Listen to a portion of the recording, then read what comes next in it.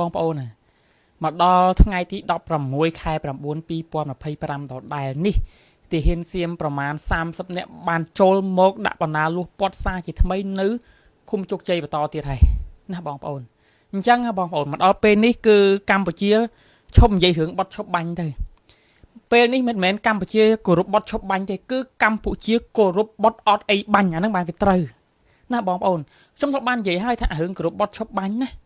វាតថាភាគីទាំងសងខាងមិនបំពេញនៅតំបន់ដែលមុនឈានទៅដល់ការចរចាបត់ឈប់បាញ់ដោយតំបន់ដែលច្បាំងគ្នា5ថ្ងៃប៉ុន្តែជាក់ស្ដែងសៀមវាមកឡោមព័ទ្ធដល់តំបន់ដែលមិនពាក់ព័ន្ធជាមួយនឹងចំនួននៃការធ្វើសង្គ្រាម5ថ្ងៃដែលចរចានៅក្នុងបត់ឈប់បាញ់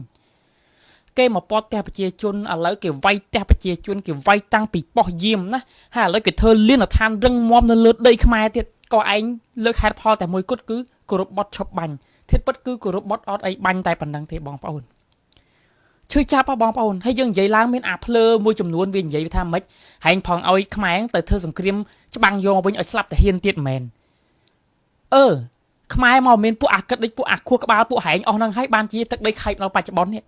ម៉េចហែងផងចង់យកសន្តិភាពទៅដូរជាមួយទឹកដីឬក៏យ៉ាងម៉េចខ្ញុំមិនដែលលើកទឹកចិត្តឲ្យយើងទៅធ្វើសង្គ្រាមដើម្បីឲ្យមានការបង្ហូរឈាមតទៅទៀតទេប៉ុន្តែ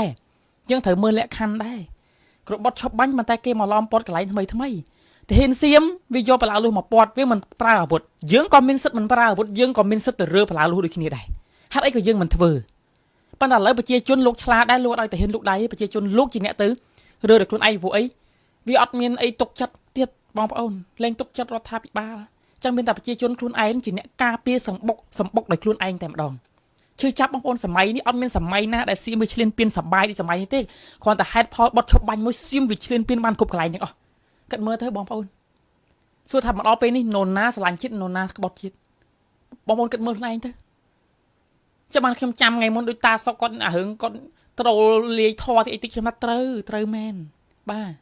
ហើយកុំព្យាយាមបិទភ្នែកប្រជាជនទៀតណាប្រជាជនលែងល្ងងហើយកុំដាក់ក្រុមការងារឥឡូវនេះបងប្អូនណា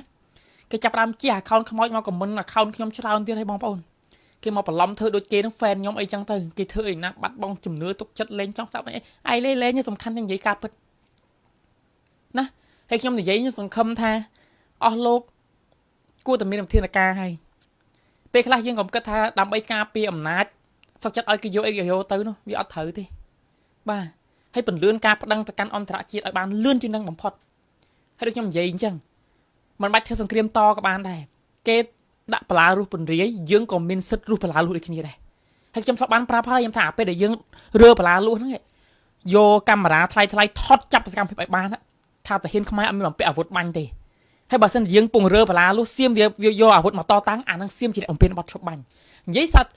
ថាយុទ្ធសាស្ត្រស្រួលប៉ុណ្ណឹងអត់មានពិបាកទេបងប្អូន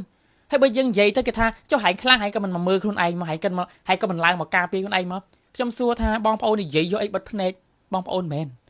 សង្គមសពថ្ងៃយ៉ាងម៉េចអ្នកដែលរិះគន់រដ្ឋាភិបាលតើមានសមត្ថភាពអាយុជីវិតទេនៅពេលដែលចូលក្នុងស្រុកវិញអានឹងវារឿងតែប៉ុណ្្នឹងបើសិនជាសង្គមយើងអ្នករិះគន់អាចចូលក្នុងប្រទេសបានស្រួលដូចសង្គមគេដែលអត់មានបញ្ហាពួកខ្ញុំឡើងទៅបាត់ហើយឡើងទៅយូរណាស់ហើយនិយាយគ្នាស្រួលស្ដាប់កន្លែងហ្នឹងចុះបាទអរគុណ